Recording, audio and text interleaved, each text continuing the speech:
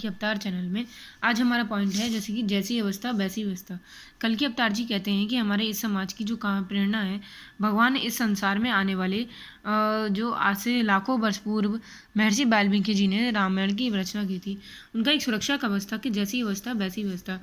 इस संस्कृत में की गई कहानियों को आज से लगभग 300 वर्ष पुराने काशी में तुलसीदास जी ने जो है रामचरितमानस की रचना की थी।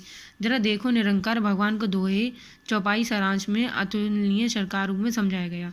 जब रामायण में पार्वती माता जी ने हमारे संसार में पूछा भगवान किसे कहाँ है, तो महादेव जी शिव जी ने बताया कि बिनु पद चलई शुभ बीना करम करम विधि मनीना आनंद रहित सकल रसभोगी बिनु बानी बक्ता बड़ जोगी तनु बिन पारस नहन बिनु देखा गैंद ग्रान बिनु बास अगेसा असी सब भक्ति अलौकिक करनी महिमा जातु सिद्ध करनी।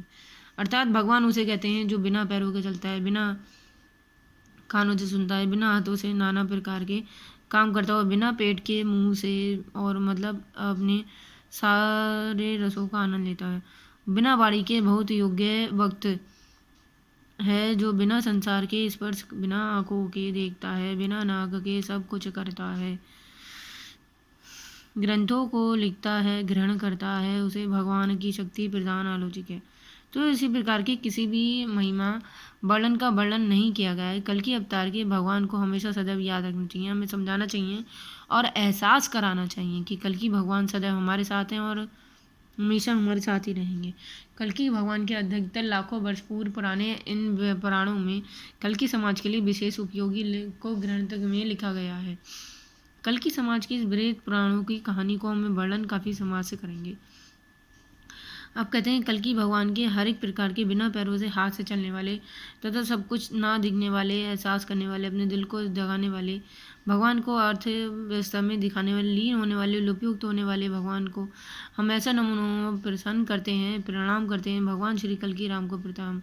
रात तिलक होते जा रहे तभी कल की जी ने 14 वर्ष का वनवास मांगा था और ये याद किया था कि अयोध्यावासी विचलित दुखी अभिषिक्त द्वारा उनके द्वारा समस्तन साथ बिना बनवान में नहीं गया, वन सीता में गई, हरण चढ़ में ले गया। अब युद्ध के मैदान में हनुमान जी को अनंतित पद भेज गया, राक्षस जी को छीड़ दिया गया।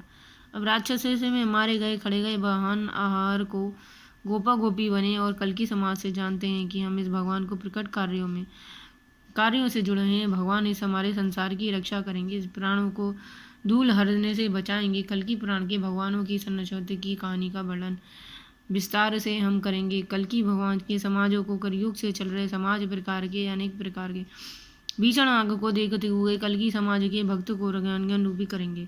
कल की समाज के इस वेद पुराणों के अनसिंह की संरचना को कहानी का हम स्थापन कर देंगे।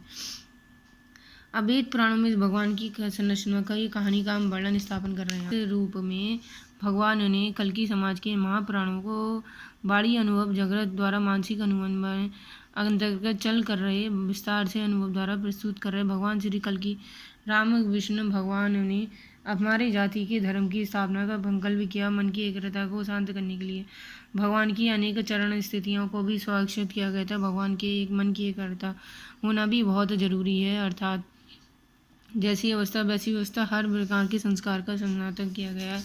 अब कल की भगवान के इस महत्वपूर्ण पुराणों का वर्णन कलयुग समाज में होने वाले इस महत्वपूर्ण वर्णन के विकास की कलयुग अवतार के रूप में कल की भगवान जी का 4 प्रकार के स्वप्न, जागृति, भविष्य मानु, ये सब भगवान के देन लिखे हुए वेद पुराण समाज द्वारा व्याख्या हैं और कल की भगवान के परेशान होते हुए बेवान में उतारने में सहायक होते हैं। कल की भगवान नाम का अनुभव है। कल की का मंत्र है जय कल की जय जगतपते पद्मा वज्रम।